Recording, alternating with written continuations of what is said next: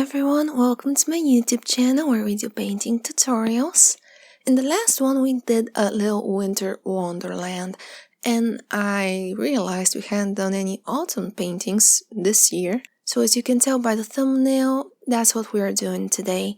I start by coloring the sky very randomly with some phthalo blue, which is a very saturated light blue color, and I think it's going to give us some wonderful contrast with all of the orange tones we have during this season.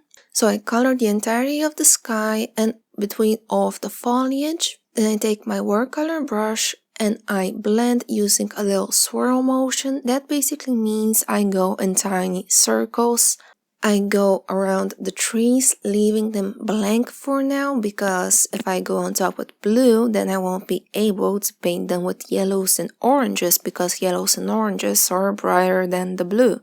So I do a big area in the sky that is all connected first between the two big trees we'll be having in the foreground, and then very lightly I go in between and do all of the remaining tiny areas. Just a small dab to make it a bit smooth, since this is going to be the sky. I don't really want to have much texture over it. Then while it dries, I take dark chrome yellow and I apply it to the bottom third of the page, which is going to be a little grassy field that is going to have all of these warm tones like I mentioned. Then I go on top of the yellow with some yellow ochre, just some very random layering, and use all of my earthy tones that I have in my set that I don't usually get the chance to use, so that's why I'm trying right here. And also using the yellow ochre, I do a soft shadow beneath that line where the whole big yellow patch ends, because I'm going to have some loose trees right there. I don't know if you can tell right now. So I just cover that area right there, and also the shadows for the two big trees we're going to have in the front. Then I take some raw umber and go on top of the yellow ochre for those shadows.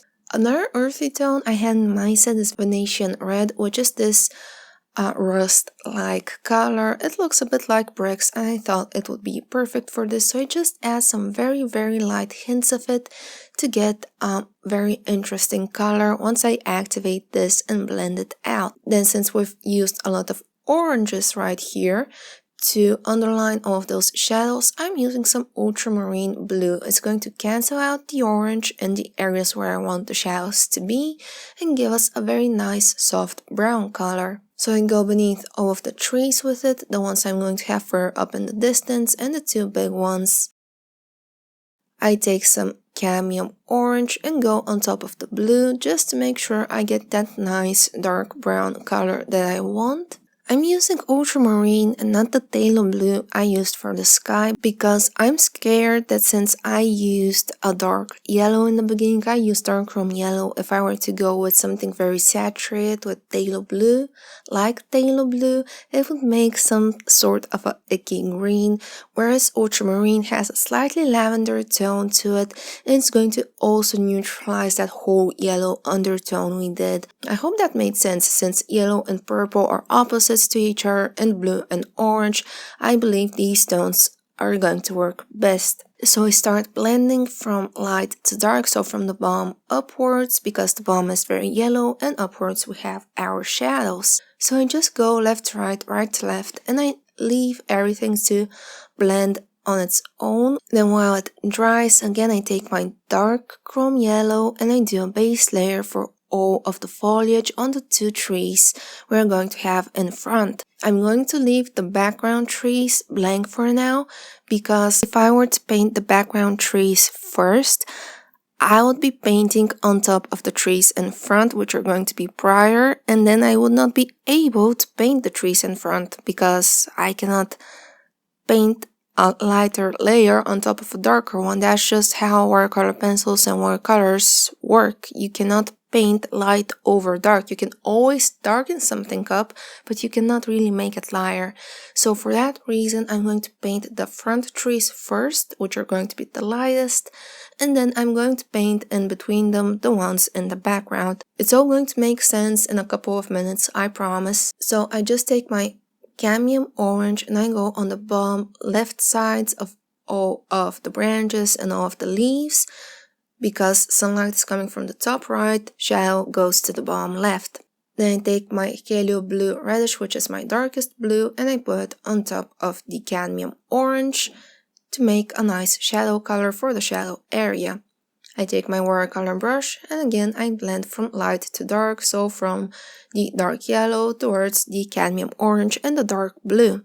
I like to tap on top of each of these branches because that way it gives me a bit more texture and makes it a bit more interesting, sort of defines the individual leaves a bit better without actually doing it, rather than just blending in a slow motion like we did for the sky. So I'm just tapping very lightly from the light towards the dark. Same for the tree on the right side, and it's perfectly fine if we get some texture here. It's trees, they do have texture, perfectly fine, don't try to smooth it out.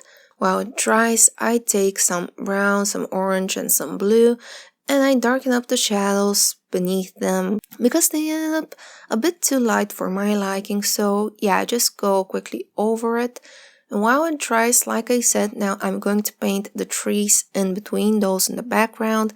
I do a base layer with dark chrome yellow, and I'm going to use all of the other colors I used for the grassy field, except the ones I used for the two big trees.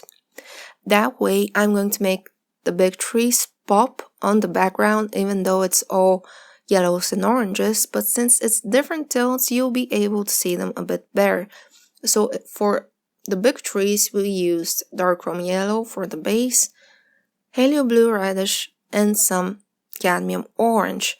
Now for the background trees, we're going to use all of the other colors. So again, base tone of dark chrome yellow, some yellow ochre, raw umber, a bit of that Venetian red. I used for a very small hint of that autumn red tone.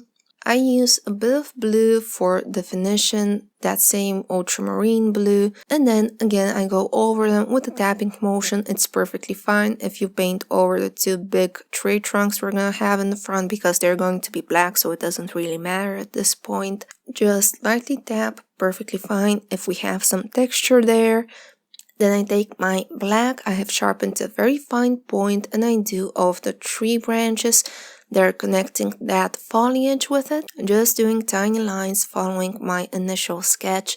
And if drawing is not your thing, there is a traceable available to this painting, and actually a full-time step-by-step tutorial that's going to be uploaded either today or tomorrow over at my Patreon page, Sunshine Arts. So if you'd like to check any of that out and first support me and the channel, links are going to be down in the description box, along with all of the art supplies I have used throughout this video. Now for the bottom of the tree trunk where it gets thicker, I'm actually using walnut brown, which is my darkest brown, because I didn't want it to look jet black. And I use a bit of black just on the bottom left side, which is where the shadows go. Then I go back to my ultramarine and I give slightly more definition, just separating the shapes for the trees in the background. Sharpen my brown to a very fine point into some very tiny lines on the bottom to make some very tiny tree trunks. I use the brown a bit over the field to get a bit more texture there and make it more cohesive, since we didn't add any brown in the beginning on the field, but then we used it for the tree trunks. Lastly, I just slowly peel off the tape, and I thought I'd add a couple of seagulls, cause why not? So I hope you found this video helpful. Please let me know if you like this kind of scenery down in the comments. I'd like to give a very special thank you to my Patreon supporters for the month of November, and thank you all for watching. We'll see each other in the next video. Bye bye!